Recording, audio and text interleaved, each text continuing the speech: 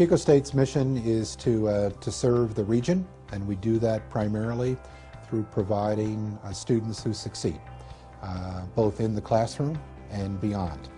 And I think that's part of the success of this institution. CSU Chico has about 16,000 students, 20% of whom come from our service area, a 13-county region in the northern part of the state. The remaining students come from all over California. We see ourselves as an institution that serves students who want a traditional college experience but want to do it in a contemporary setting. The Chico experience is what makes us unique, and that, I think, does tie very much into the fact that we have a beautiful campus, a campus that is part of a surrounding community, and our students blur those borders all of the time.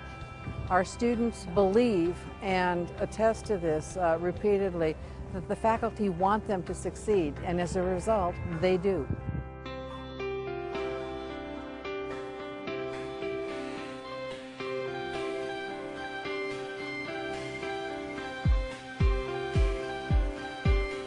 The California State University system tends to look to us as a leader in what kind of things that we're doing here. Online is definitely getting bigger. Chico's been involved in online education since the late 90s with the original Horizon Live application. The Technology and Learning program in particular has great relationships with the faculty. We are constantly asking them to try out new things, to give us feedback, and to support them as we move forward in this new environment. If I have a problem I'm trying to solve, I call up someone in TLP and they help me problem solve it. And they're never interested in pushing a particular technology. They're interested in helping me solve a problem that technology might be able to do.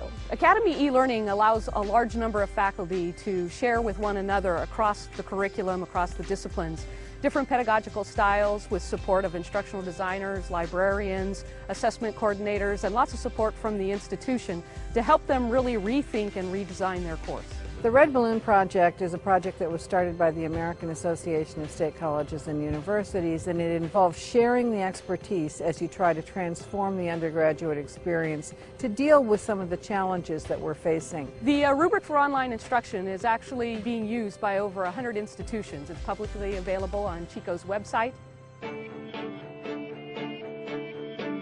As we reached the end of the last decade, it was obvious that we needed to make a new choice for a learning management system.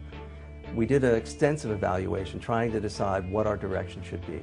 The main direction that people have to choose between is they have to choose between really an open source or a Blackboard vendor type approach. We decided that going from Vista to Blackboard is not an upgrade, it's a migration. We're going from one product to another. So if we're going to do that, we're going to see what other products are out there, what's the state of the market.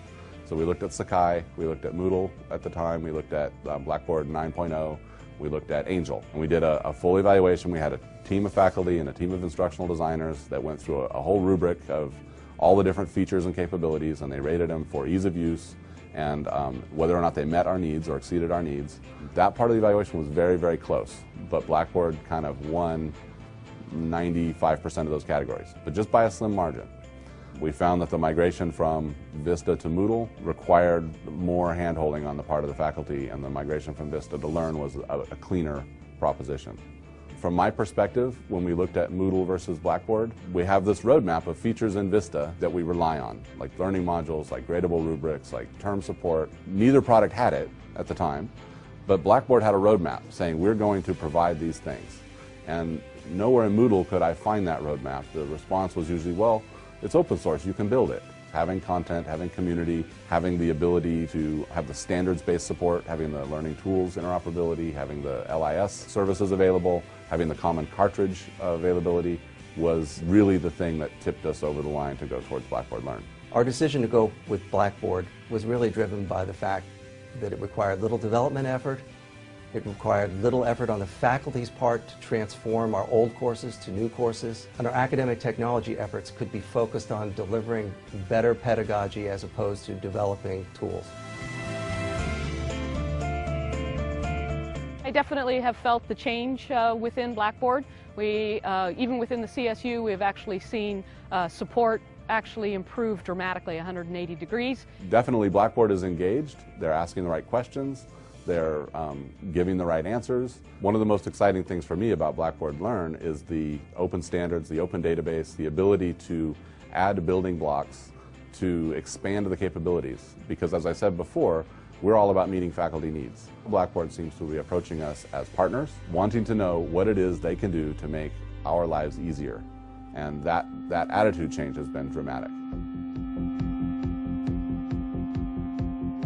One of the biggest challenges for a university is that the students today are looking for things different than they were looking for 3 years ago.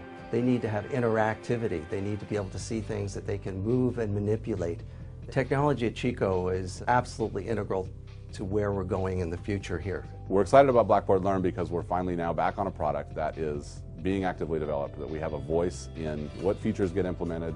We're involved in the Service Pack 6 beta, we're involved in the Gemini beta, we're involved in the product development partnerships for Service Pack 8, we're involved in the cohort program, suggestion squads, bug squads. We are actively engaging with Blackboard to get the features that we need in the product. The future for technology at Chico is to continue to allow the speed of change to happen, to definitely continue to create strong relationships with the teaching and learning happening with the faculty, with the students, with the staff and the administration, continuing to support and evolve, again, innovate as we move forward in the new environment of higher education. It's not just about the digital tools. It's about participation, collaboration, expertise, and the way that that's changing.